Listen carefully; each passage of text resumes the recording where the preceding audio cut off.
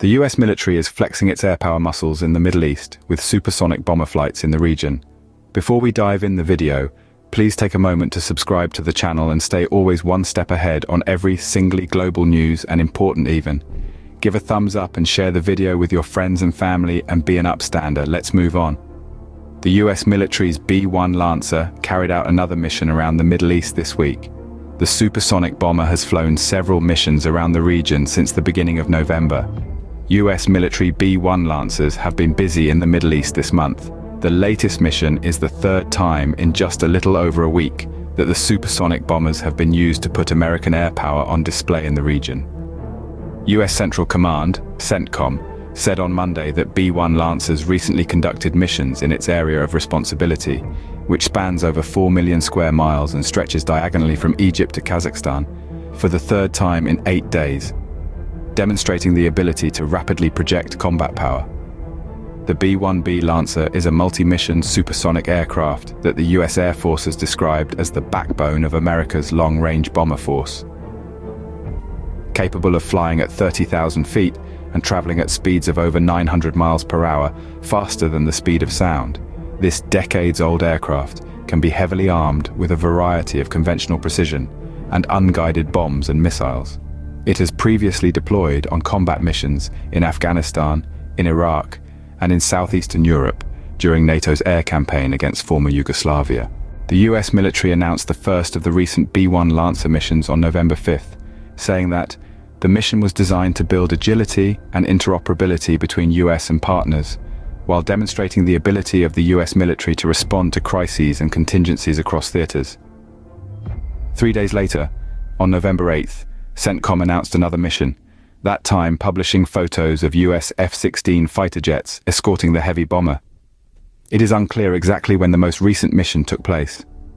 Though flights come at a time of increased military activity in the region and the tempo is somewhat irregular, a CENTCOM spokesperson told Insider that these bomber missions are part of the Dynamic Force Employment Bomber Task Force flights and were planned in advance of the eruption of tensions in the area early last month. The Pentagon has said the same.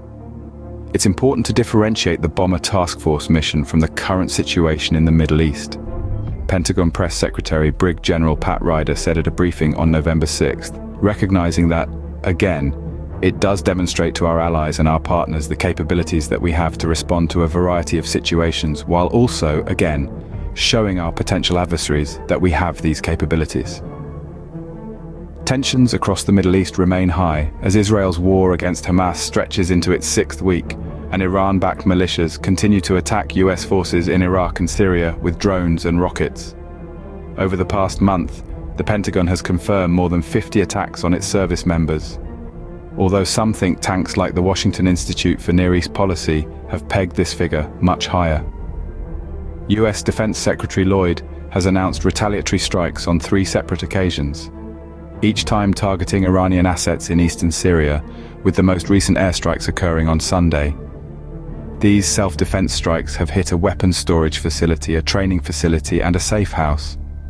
The Biden administration has routinely signaled its desire to keep the Israel-Hamas war contained to the Gaza Strip and prevent it from spiraling into a regional conflict.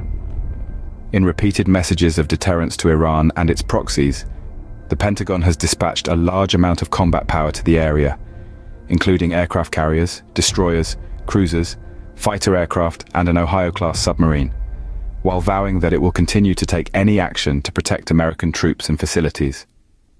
The US Air Force is engaged, postured, and ready with credible force to assure, deter, and defend anytime, anywhere, US Air Force's Central Command said on Tuesday after the most recent B-1 Lancer flights, reiterating the deterrent goal of the Bomber Task Force missions. This is not just an operational enhancement, but a clear message to potential adversaries. In the face of increased tensions with Iran-backed militias in Syria, the US is leveraging its air power to maintain stability and deter further escalation. Despite attempts to retire the A-10, the aircraft remains in service, its durability and power making it a crucial asset in the region. Meanwhile, the situation in eastern Ukraine remains precarious, with armies on both sides nearing exhaustion after months of conflict. The US military, through strategic decisions and technological advancements, continues to flex its air power muscles, not only in the Middle East, but also as a global force.